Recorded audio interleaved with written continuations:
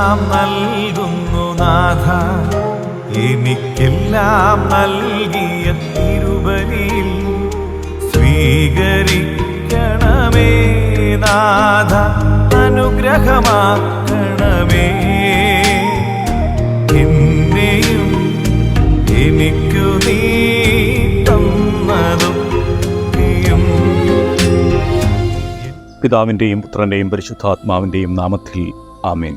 വിശുദ്ധ ഡൊമിനിക് സാവിയോയിൽ ദിവ്യകാരുണ്യ ഭക്തി സവിശേഷമാം വീതം വിളങ്ങിയിരുന്നു.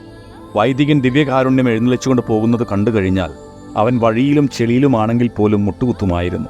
ഒരിക്കലൊരു സുഹൃത്ത് അവനോട് പറഞ്ഞു, നീ ഇങ്ങനെ മുട്ടുകുത്തി വസ്ത്രത്തിൽ ചെളി പുരളാൻ ഇടയാക്കേണ്ടതില്ല, ദൈവം അത് നിന്നിൽ നിന്ന് ആവശ്യപ്പെടുന്നില്ല.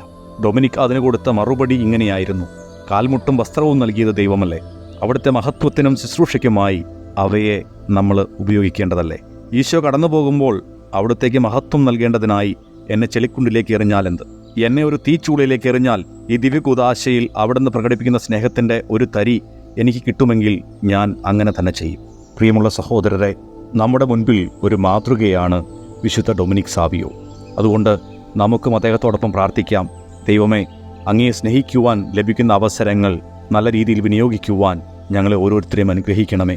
ഈ പ്രഭാതത്തിൽ ഞാൻ ഉണർന്നെഴുന്നേൽക്കുമ്പോൾ അങ്ങയെക്കുറിച്ച് ചിന്തിക്കുവാനും അങ്ങയെക്കുറിച്ച് ധ്യാനിക്കുവാനും അങ്ങയുടെ സ്നേഹം അനുഭവിക്കുവാനും അങ്ങയുടെ സ്നേഹം മറ്റുള്ളവർക്ക് പകർന്നു നൽകുവാനും എന്നെ ശക്തനാക്കണമേ, എന്നെ ശക്തയാക്കണമേ, എന്നെ അനുഗ്രഹിക്കണമേ.